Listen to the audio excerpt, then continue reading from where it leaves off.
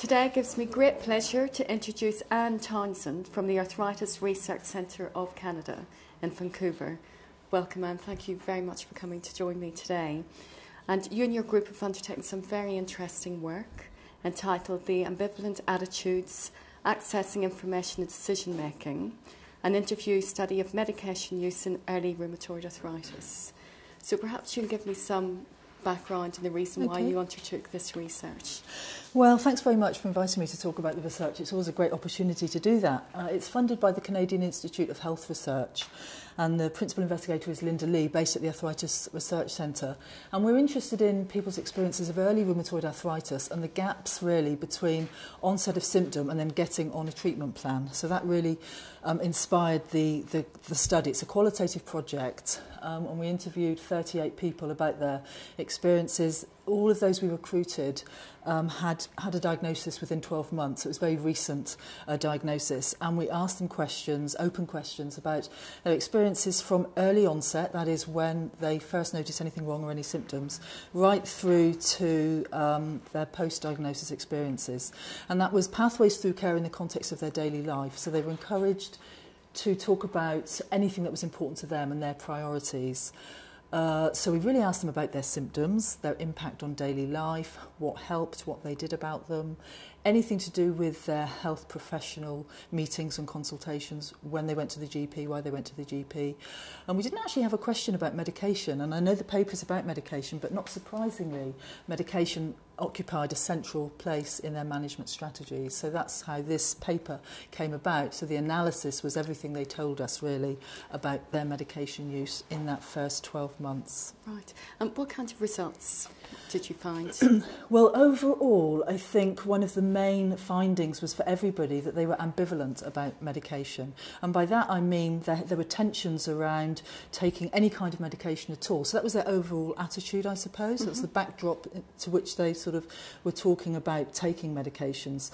Why do you think that was? Well, is it their belief system? I think it's their belief system. I think it's partly cultural. I think they knew that they needed to take them, but they had an aversion to taking medication. And that's been found in other studies too. So they would say things like, I'm not a pill popper.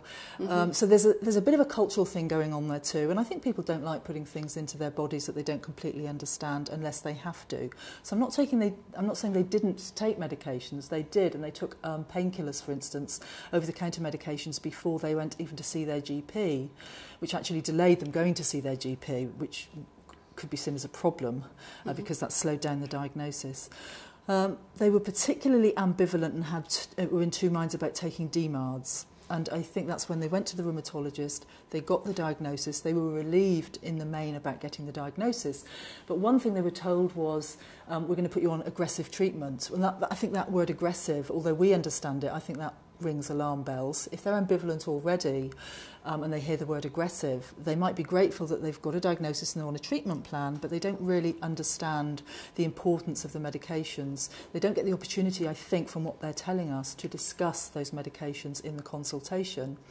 They tell us they leave the consultation, this is many of them anyway, this was a strong theme, go to the internet and find out all kinds of things about DMARDs, negative things as well. And then that builds on their original ambivalence and tensions around taking meds, really reinforces that idea about putting poisons into their body. So I'm not saying all people did that, but this was a strong theme. So that would then delay them making that decision. So they've got the prescription, they haven't got full information from their rheumatologist, then they're getting information from the internet that tells them about the risks. So they're focusing on the risks.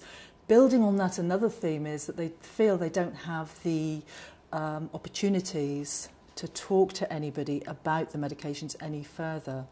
They might not have opportunity to access their rheumatologist again for 3 months, for instance. So there's all these things happening, I think, that build on their original ambivalence and tensions around medications. Yeah.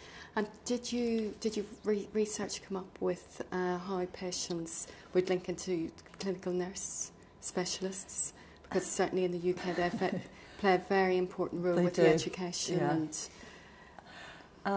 They do, and I think that the role of the specialist nurse is not the same in Vancouver, in Canada, for instance. It was very spotty, I would say. So few people did have access to a nurse, a specialist nurse, and on those occasions it tended to be helpful. But I would say most people didn't have that opportunity to speak to a specialist nurse. And although we recruited from Vancouver, we were actually recruiting from British Columbia. So we recruited people from up north who were in quite isolated communities, and they didn't have access, certainly, to the same sorts of support that some people had in Vancouver. So they didn't have access to specialist nurses. Right, okay. And do you feel that patients' belief systems also play a role in the acceptance of taking medication and what you're discussing? I think that's very strong. I really think the belief system is very strong, that cultural idea of not wanting to take medications. The belief system too that they should be responsible for their own health, and they try to fight. They say things like, I don't want to give in to it, I'm not going to lie down to it, I'll only take medication as a last resort. So that the whole sort of attitude and belief system that they're making these decisions in, as it were, I think mitigates against almost taking the medication promptly, because some people definitely took the prescription but didn't take the medication, and they delayed taking it for some time.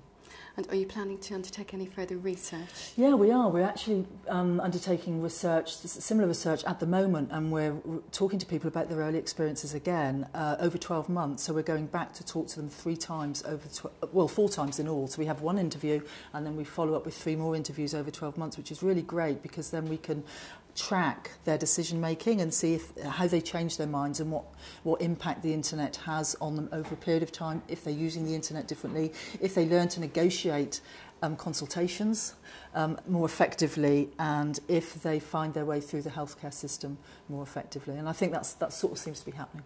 Yes. Well, Anne, I would like to thank you very much for coming along today and raising this very important subject, and I very much look forward to hearing your next research that you're going to undertake. Thank you very much. It's been a real pleasure. Thank you. Thank you.